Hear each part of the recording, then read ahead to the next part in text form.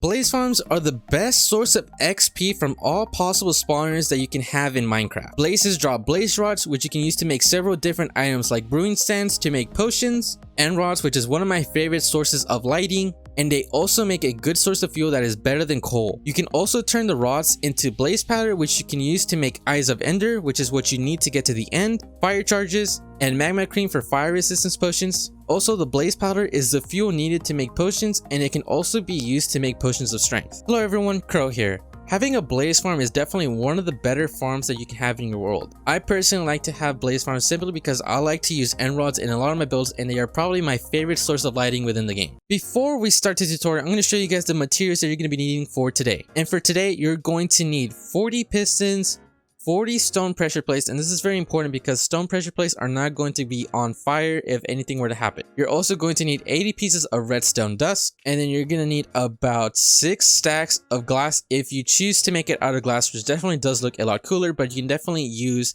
solid blocks. And you're also going to need a bunch of other stacks of blocks because you're going to be building around the farm, so it's going to make it a lot easier for you if you have other blocks to build with. This by itself is just what you're going to need for this entire thing right here. And then this bottom layer is for your trident killer, which you're going to need 4 pistons, 4 droppers, 4 observers, 1 trident, 1 hopper, 1 rail, 1 minecart with hopper, 1 chest, 1 lever, and then 1 slab of any variety, preferably something that isn't wood that won't get caught on fire. Alright, let's get on with the tutorial.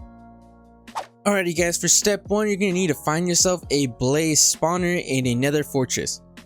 If you already found one, great, but if you haven't, I will put a link in the description to chunk base where you can put in your seed and find one near you. For step 2, you're going to need to deactivate the spawner, and the way to do this is you can grab yourself 5 pieces of glowstone and then just surround it, and you're already in the nether, so you should be able to find some on top of the roof. But let's say you don't want to use glowstone, you can just use torches and surround this. But I'm going to be working in peaceful mode, so it's going to be a lot easier for me to do this. You obviously do not want any blazes spawning while you're working on it, so that's why you definitely need to put in some lighting.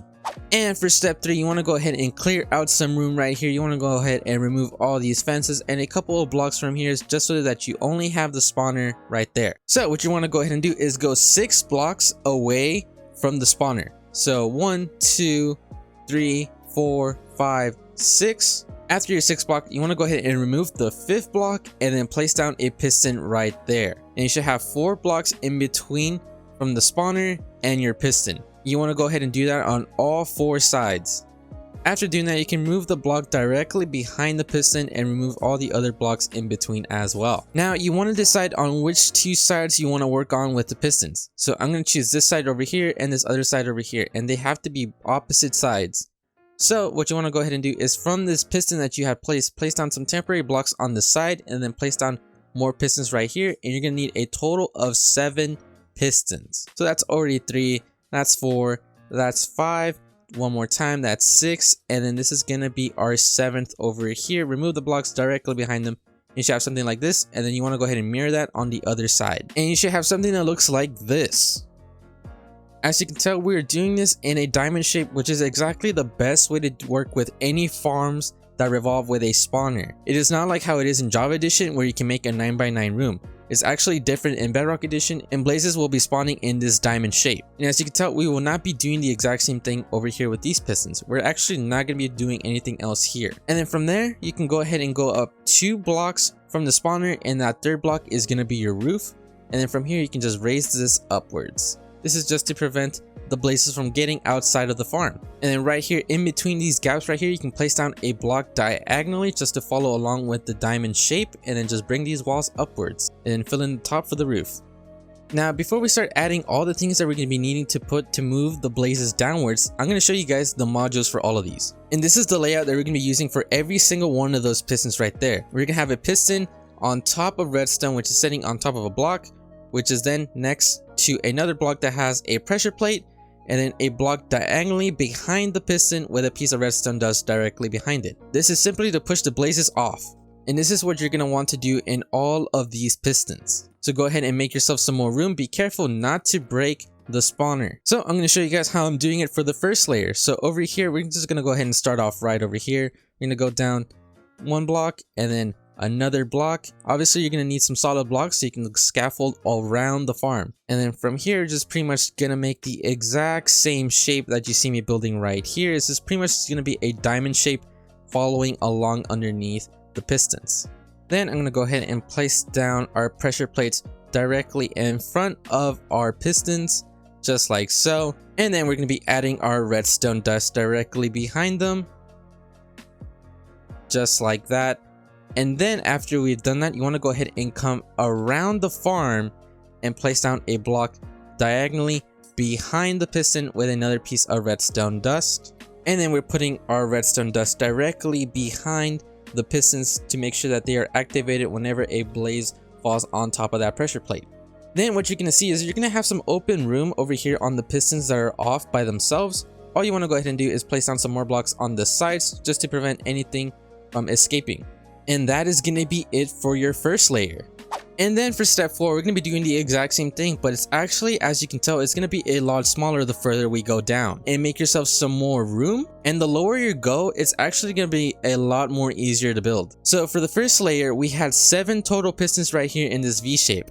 But for the second layer, we're actually only going to be needing 5 pistons. So what you want to go ahead and do is come down underneath the pressure plates and place down your pistons right here. You're only going to be needing 5 for this time. As you can tell, this singular piston is still going to be over here. And turn around and you're going to go ahead and put in another 5 pistons just like that, and then the singular one on the side. And then you're just going to do another module all the way around. So once again, this is what your second layer should start looking like. And then you want to go ahead and place down your pressure plates right in front of your pistons once again, with redstone dust directly underneath your piston. And then once again, diagonally 1 block behind your piston, you want to go ahead and place down another block just like that, and then put down some more redstone dust on top of it. And once again, you're going to have a couple of gaps on the side from these pistons right here. All you need to do is just place down some more. If I could get through because of the pistons, you want to go ahead and just add some more blocks onto the side just like so, so nothing escapes. And this is what layer 2 should look like. And then for step 5, we're going to be doing the third layer, and just like the last one, we're going to be going down a little bit more, and we're going to be using even less pistons. So for the first layer, we use 7, and then for the second layer, we use 5. For the third layer, we're actually only going to use 3 pistons. So once again, directly underneath your pressure plates, you want to go ahead and add some more, following the same shape from above. And then once again, on the sides, we're going to have that singular piston by itself. And this is what layer 3 should look like.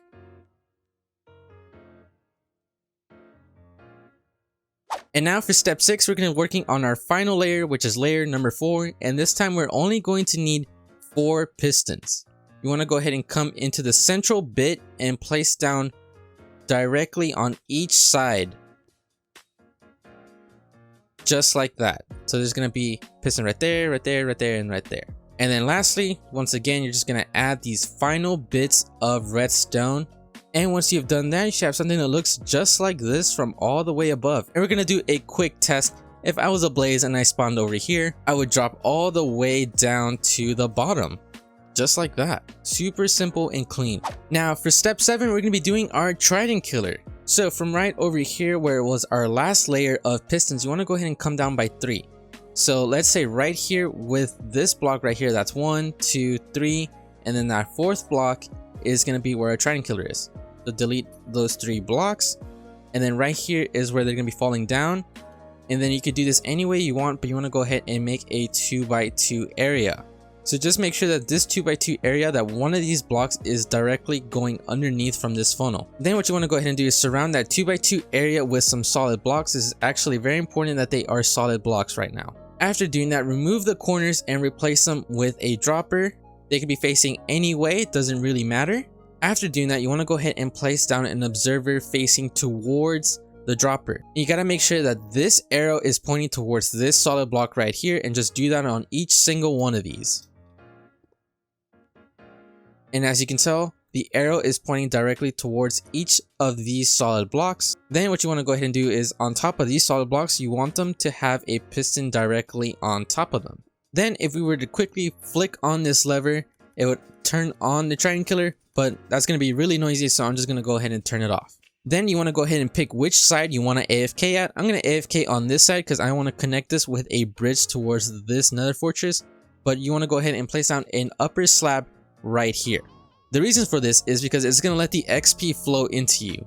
Then you want to go ahead and grab some more glass if you want to use glass, and then just surround this so that there's no way that any of these blazes are going to find a way out of here. And be careful, there is going to be a 1 wide gap since this is a 2x2 and the farm is centered in an odd number. Just go ahead and fill that in, and then you should be completely safe.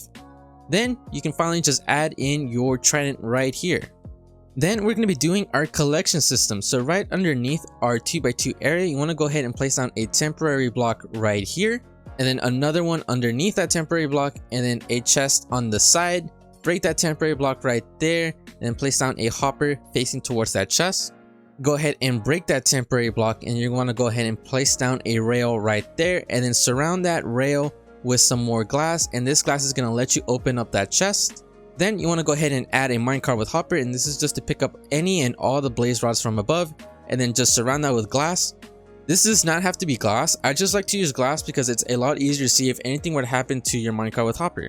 So just to demonstrate, I'm going to go ahead and come inside here, and whenever I'm going to throw this trident, you're going to see that it gets sucked up into our chest, which is what we want.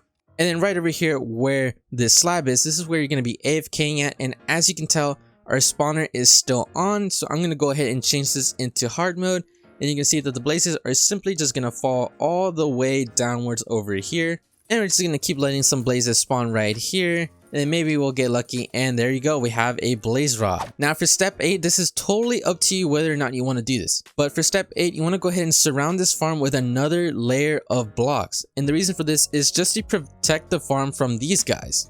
So let's say you're playing in a multiplayer server and one of your friends is over here trying to fight some wither skeletons to get some skulls, and a gas shoots at him and it misses and it hits your farm. Well, that's obviously going to break your farm, and you do not want that. So I suggest you guys just build a wall or like a cube surrounding this farm so nothing happens to it. You can use cobblestone, obsidian if you really wanted to, but that's totally up to you if you want to do this. And that is going to be it for this super clean looking blaze farm. I definitely do like this diamond shape of the farm. It does make it look really cool. If you guys enjoyed the video, make sure to leave me a like and let me know down in the comment section below what other farms you want to see me build. And if you haven't already, make sure to subscribe. I'll see you guys next time. Peace.